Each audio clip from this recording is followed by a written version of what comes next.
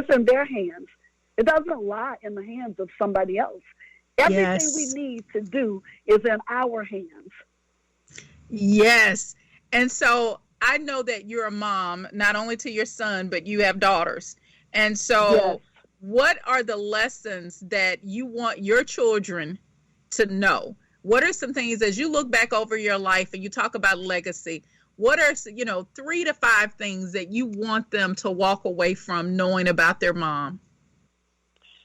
I want my children to know that I am a server unapologetically, that I believe in building generational wealth and passing down generational blessings, that I believe that they can be everything that God is calling them to be, and they can do it unapologetically and with intention. And last, I want my children to know that the seeds that are within them, they are required to give them to the world. Wow. And what happens if more people thought that way about what is deposited in you is not just for you to keep, that when you shine your light, you not only give people permission to shine theirs, but you also are giving them light and illuminating who they are when you become what you were called to be. That's powerful. Absolutely. And I think more if a lot more people realize that they don't have to dim their light to make other people shine, the world would be so much more in a better place. So many of us, we walk through life just being down on ourselves because we are afraid what people will say if we do what we are called to do. I want to tell you that I hope and I pray that as we enter 2021, that more people will realize that they have a gift, they have a purpose, and when they walk it out, it is the most fulfilling feeling that they will ever feel in their entire life. I don't want to see anybody that knows me or close to me go to their graves with unopened gifts. So I make it my business to pull out the greatness that I see in people to the point where they can start pulling it out for themselves. Because, see, so many of us walk around thinking that we have to wait for other people to celebrate us and tell us how brilliant we are. Not me. I carry confetti in my purse, and I celebrate myself every day. I love that. Oh, I love that. I'm going to have to steal that and start doing that. Because it's true. I was having a conversation earlier today with a friend about that exact thing, that, we have been told that being humble is, and it is important to be humble, but we have this warped sense of humility that is the kind that pushes us down and makes us feel like we're not worthy to be who we've been called to be and to do the work that we're doing. And it's an injustice when we do that to ourselves. And to think about it, it's really a form of betrayal because you're not being who you are authentically. And so I love that you are helping women see that when you are your best and not trying to be somebody else or what you think other people want you to be, when you are doing you, how that is empowering for so many other people around you and for you. I love it. Absolutely. I just feel like I don't want to get to the end of my days and feeling like, oh, I would have done this, but I was so concerned about what everybody is going to say. The real deal is people are going to talk about you anyway, except I'm not going to, I will never be a participant to disparage and be the naysayer in my own life. I allow people to say whatever it is that they want to say, and I often laugh because people will ask me, oh, you never respond to negativity, and I will share with you why. It's beneath me. Why should I respond to negativity? Because it distracts me from my purpose and my calling. And this I know for sure. I have more time behind me than I do ahead of me, right? Right. So I don't have time for distractions. I'm a very focused person, and I'm very unapologetic in my walk. I am going to do exactly what I am purposed to do and called to do when everybody is telling me, oh, that'll never happen for you. Nobody will buy your books. You don't have any film experience. Whatever I need has been provided. And the reason it's been provided because I believe in the power of mindset and affirmations. I call it into existence. Call those things that are not as if they exist. Absolutely. Yes. And you have to be so mindful of distractions, because I think for a lot of women, when we're trying to do that work, we will allow even people very close to us who are well-intended, but they will project their own inadequacies and fears on you that prevent you from doing what you know you are equipped and called to do. And you have to be very careful of that. You have to be very careful, because I've had that happen to me. But I have to arrest those thoughts immediately. Arrest those thoughts. And I'm repeating that because I want somebody to get this. You have to see a thing for what it is. It's just what you just said. People come with good intentions, but it's not everybody's intentions align with yours. And if we're not careful, people will talk you out of your dreams because they're comfortable in their nightmare. Yes. Amen.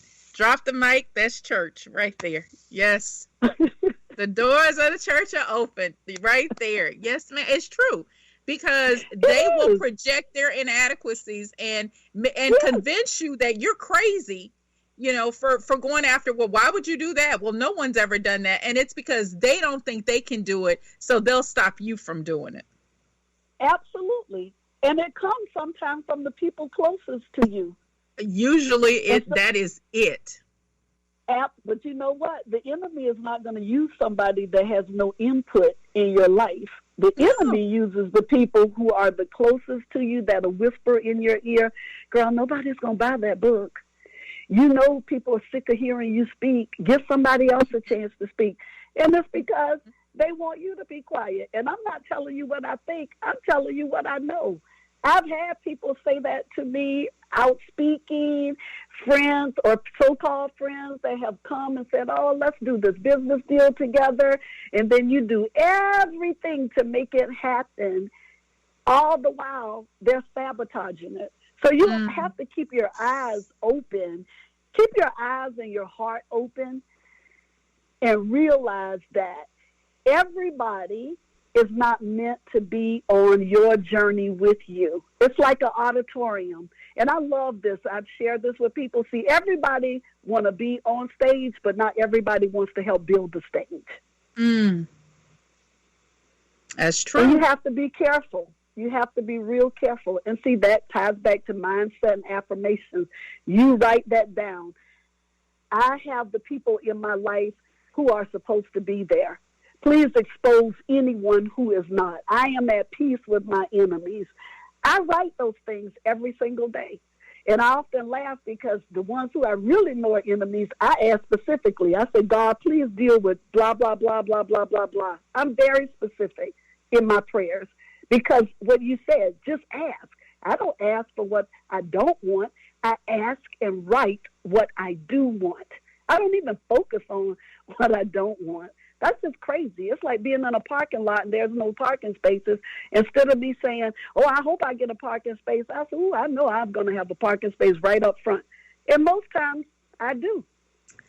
I've done it with getting over in traffic with some of the smallest things to very large things in my life that I wanted, and the doors began to open. And so you're absolutely right. It is about your mindset. It is about knowing your potential, your possibility, and knowing the power of prayer. It's understanding your purpose. It's so important that people get this because this is good stuff right here. What's next for you? Because I know you're working on some things. What does next look like? Next for me is I have a film that we will be shooting in Dallas, provided that we get to a place with COVID. So that'll be late 2021.